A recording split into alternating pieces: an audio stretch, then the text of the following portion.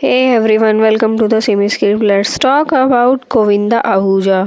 गोविंदा एक बॉलीवुड एक्टर हैं जिन्होंने 90s में बहुत सुपरहिट फिल्में दी हैं और अगर आप उनके बारे में ज़्यादा डिटेल जानना चाहते हो तो आप हमारी ये वाली वीडियो देख सकते हो। पर आज हम बात करने वाले हैं गोविंदा ने कैसा अपना करियर खुद ही डिस्ट्रॉयड कर दिया। 90s में गोविंदा ने बहुत सारी फिल्में की और जो बहुत ही अच्छी थी, जैसे coolie number 1, hero number 1, aunty number 1 या फिर हसीना मान जाएगी। पर ये एक लिमिट तक ही रह गई थी बिकॉज कुछ अलग नहीं कर पा रहे थे गोविंदा। और जैसे ही 2000 लगा, गोविंदा को कुछ अलग करने की ज़रूरत थी। उन्हें बाकी डायरेक्टर्स ने भी एडवाइस दी, अभी तुम साइड रोल कर सकते हो। बिकॉज गोविंदा के साथ के जो भी एक्टर्स थे वो सब साइड रोल करने में इंटरेस्टेड थे और सभी कर रहे थे, पर गोविंदा इंटरेस्टेड नहीं थे। गोविंदा को था सिर्फ उनको लीड रोल ही करना है और फिर उन्होंने कुछ मूवीज़ में किया भी।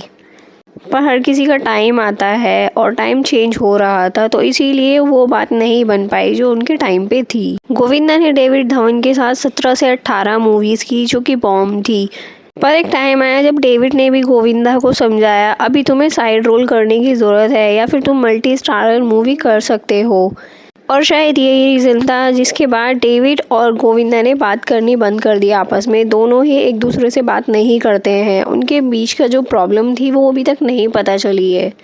पर गोविंदा को डेविड की ये बात सही नहीं लगी और वो कभी भी साइड रोल करने के लिए तैयार नहीं हुए थे। वो हमेशा लीड रोल करना चाहते थे। और फिर एक वो टाइम आया जब गोविंदा को फिल्में मिलना बंद हो गई बिकॉज साइड रोल वो करना नहीं चाहते थे और लीड रोल में उन्हें कोई ले नहीं रहा था। बिकॉज अभी जो टाइम था वो स्किनी हीरोज़ का था, समझ रहे हो, मतलब 6 पैक एब्स के टाइम पे गोविंदा कहाँ ही चलने वाले हैं। हर किसी का टाइम आता है जैसे मैंने बताया आपको। पर फिर भी सलमान ने और डेविड ने गोविंदा के लिए एक रोल भी रखा था। आपने देखा पार्टनर मूवी में, जो उन्होंने बहुत अच्छे से किया, और भागम भाग में भी। पर कहीं ना कहीं गोविंदा इन सबसे खुश नहीं थे बिकॉज उन्हें लीड रोल ही करना था।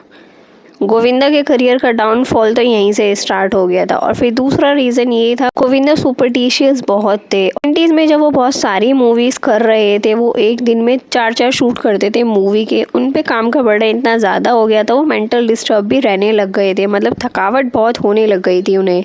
और वो एस्ट्रोलॉजी में ही बहुत ज़्यादा बिलीव करते थे, इसीलिए जो भी उन्हें बोलता था आज तुम्हें ये काम नहीं करना है, तो वो काम नहीं करते थे, जिसकी वजह से शूटिंग में भी कई बार लॉस हो जाता था।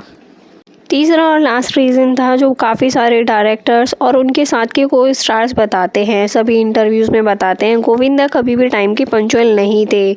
जब वो बहुत फेमस थे और वो नंबर 1 स्टार थे, वो कभी भी टाइम पे नहीं पहुंचते थे। काम का बर्डन उन पे बहुत था। एक ही दिन में 4-5 मूवी करने की वजह से उन्हें अलग अलग लोकेशन पे जाना पड़ता था और इसीलिए वो किसी भी लोकेशन पे टाइम पे नहीं पहुंच पाते थे। हालांकि 1991 में रजनीकांत और अमिताभ जी को भी उनके लिए वेट करना पड़ा था, जो बॉलीवुड में दोनों ही टाइम के बहुत ज़्यादा पंक्चुअल हैं। उन दोनों को भी वेट करना पड़ा था गोविंदा की वजह से हम फिल्म के सेट पर। और यही नहीं, रवीना ने भी बताया, जैसे रवीना ने उनके साथ बहुत सारी फिल्में की हैं, उन्होंने बताया गोविंदा बहुत लेट होते थे हमेशा शूट पर। मैं 9 बजे आया करती थी सुबह। रवीना आने के बाद अपनी स्क्रिप्ट याद कर लिया करती थी, मेकअप करवा लिया करती थी, उसके बाद वो सो भी जाया करती थी और फिर जब वो उठ जाया करती थी तब 2:30-3 बजे गोविंदा आया करते थे।